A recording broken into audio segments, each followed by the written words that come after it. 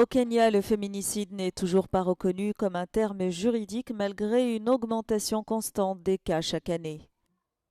Marie avait 10 ans lorsqu'elle a été tuée il y a 3 ans. Cet après-midi-là, elle jouait dehors près de chez elle. Ne la voyant pas rentrer, sa mère part à sa recherche. Elle la retrouve dans la maison du fils adulte du propriétaire. Mimi nikamulika chini. Quand j'ai éclairé sous le lit, j'ai vu les jambes de Marie. J'ai crié. Quand je l'ai sortie de sous le lit, j'ai vu que ma fille avait été poignardée. Kwenda kuvuruta kabisa, nilipata mtoto wangu amedungwa na kisu.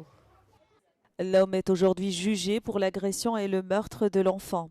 Mais le cas de Marie est loin d'être isolé. En janvier 2024, le rapport de 2 ONG révèle un nombre record de féminicides au Kenya l'année précédente. Nous avons besoin d'un soutien psychosocial important dès notre arrivée au commissariat. La personne qui nous accueille ne devrait même pas être un policier. Ce devrait être un psychologue qui nous accompagne tout au long de notre processus de guérison. Face à l'indignation, le gouvernement met en place un groupe de travail chargé d'enquêter sur la hausse des féminicides. Des réunions publiques sont organisées. Oui, ce soutien m'a aidé à m'ouvrir. J'ai commencé à parler aux gens. Avant, je ne disais jamais rien. Je restais silencieuse parce que je souffrais terriblement. Quand j'ai rencontré les autres femmes, elles avaient toutes des problèmes et j'ai réalisé que je n'étais pas seule.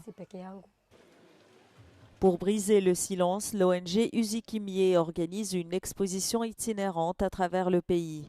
Robes symboliquement tachées de sang, reconstitution d'un commissariat froid et impersonnel et mémorial des victimes.